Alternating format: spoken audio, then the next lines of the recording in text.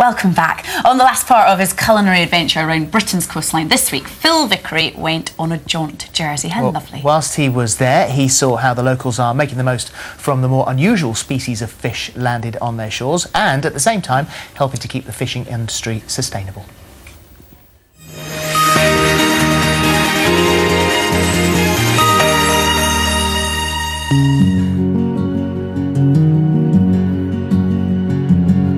On my tour of our coastal cuisines, I've been all across the shores, from Essex to Scotland, to Wales, then Cornwall, and today Jersey. With its golden beaches and unspoilt coastline, seems the perfect place to end my journey. The island sits just 14 miles from the coast of France, and the influence can be seen just about everywhere. There are plenty of tasty white fish and shellfish in the waters around Jersey. Yet, a staggering 90% of the fish eaten on this island is imported.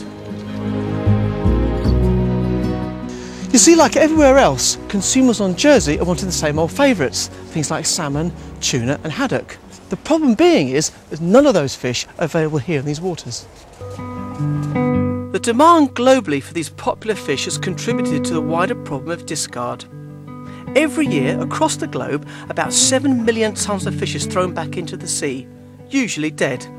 Many of these perfectly edible fish are simply chucked back because consumers don't want to buy them.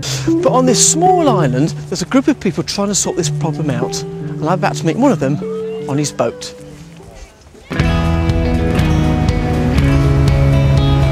Kevin Holden has been fishing in the blue waters around Jersey for 38 years. He works in conjunction with a family of local restaurateurs who guarantee to buy his catch, whatever it may contain. What have we got here? Tell me, what varieties? Some lovely skate. Yep. There's gurnet, which used to throw back years ago, but used for crab bait. But now it's lovely to eat. Look at that thing there, look at that. Blonde ray. Blonde ray. What's that fish there? That's a brill. That's a brill. Yeah, that's the size of that brill. The thing is, in France, all the pouting, gurnet, all this sort of fish. Pollock. It's all eaten in France, but English people don't eat it. But now they're starting to understand how tasty it is. They're enjoying it. And why do you think that is? Because some fish have a funny name, like pollock. Pollock's called Colin now. But now it sells. But when it was called pollock, no one eat it. No. I mean, what do you sell that gurnet for instance? I sell it for £1. I sell that for a pound. Yeah. So that's not expensive to me. So that's a nice meal for someone. I mean, be about 30 quid's worth there, but that feeds 6 people. I can't sell the seaweed yet, that's the only thing. I bet you tried.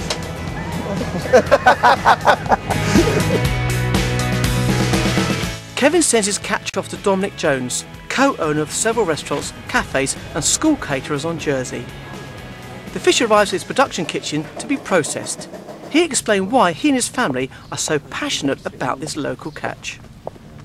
We're taking that fish, we're preparing it. The fishermen have always known it tastes good. Yep. We've always known it tastes good. It's just convincing customers, and of course the publicity and more focus on more sustainable fish has really helped us sell those fish to customers. So we can put them in fish cakes. I mean, fish like skate, for instance, and ray, very popular in the continent, not so popular here in the UK or in Jersey. And certainly since we've been serving skate now, we catch an awful amount of it, and it's hugely popular. When we're importing into the island things like cod, tuna and salmon. Three fish which really are not from our local waters, and we're throwing other fish over the side because people locally don't want to eat it. I think that's absolutely something that we need to try and change, and indeed we are changing.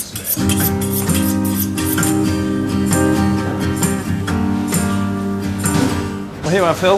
We've got all the fish that's, this fish is going off to our higher end restaurants. The fish that's going to the schools has already left, and nothing goes to waste because all of the heads and bones are used for stock and made for soup, and they're going up to our gastropub. Within 24 hours from sea to plate, the fish is served up. I follow some of the fish to the Oyster Box, one of Jersey's smart restaurants. And head chef Patrick Tweedy has a job of getting customers to try out new fish. How do you go about selling fish which the public don't normally associate with a restaurant like this? You have to be a little bit clever. The challenge is not cooking it, it's trying to get the customers to understand that a really simple, common fish can be and should be treated just with as much respect as a piece of turbot. It can be as good. How do you use the fish that Kevin has in the traditional dishes? One of our biggest sellers is fish and chips. Yeah. I mean, we like to think we do a very good fish and chips, and we don't use cod anymore. We're basically using pollock, which is a very similar fish. You probably wouldn't really know the difference. Can you show me some of your dishes then? Of course, yeah, absolutely. Fantastic. That's fine. What have we got here? Okay, so we've got local lobster.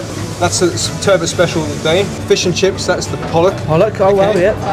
Local grill, very simple dish, lobster sauce, Wow. all local again. Sea bass, local again. And Jersey Royals. Jersey Royals, there you go, look at that. But it's not just restaurants where the menus are changing. At the local school, the kids are also being hooked onto fish they've never tried before. How often do you serve fish a week here? At least once. Oh, at least once a week? Yeah, at least once a week. What other varieties of fish do you use? We use whiting, pouting, pollock, gurnets. Oh really? Yeah. So you'll take whatever is supplied to you? Yep.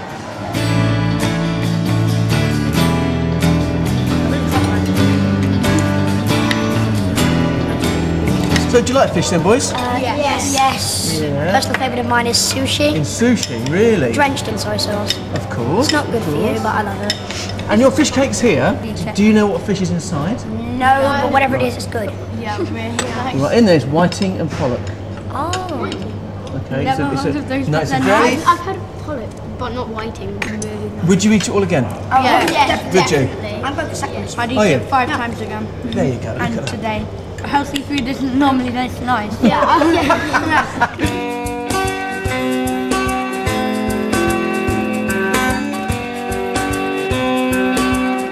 Well, I've seen a lot of locals enjoying all the wonderful seafood they have here on Jersey, and I'm going to cook you a very simple recipe of my own now, which is basically a fish stew using Kevin's catch. In here, I've got some boiling fish stock, to which I've added salt and pepper. Now, to that, I'm going to add a few Jersey Royals and let that simmer for about 5 minutes. So here, I've got some fabulous gurnard. Look at that. Beautiful colour, looks fantastic. A little bit of whiting here as well. So the last thing I need to do is chop up this fish. Very simple. I'm going to put a knife in behind the head and cut straight through the fish like that.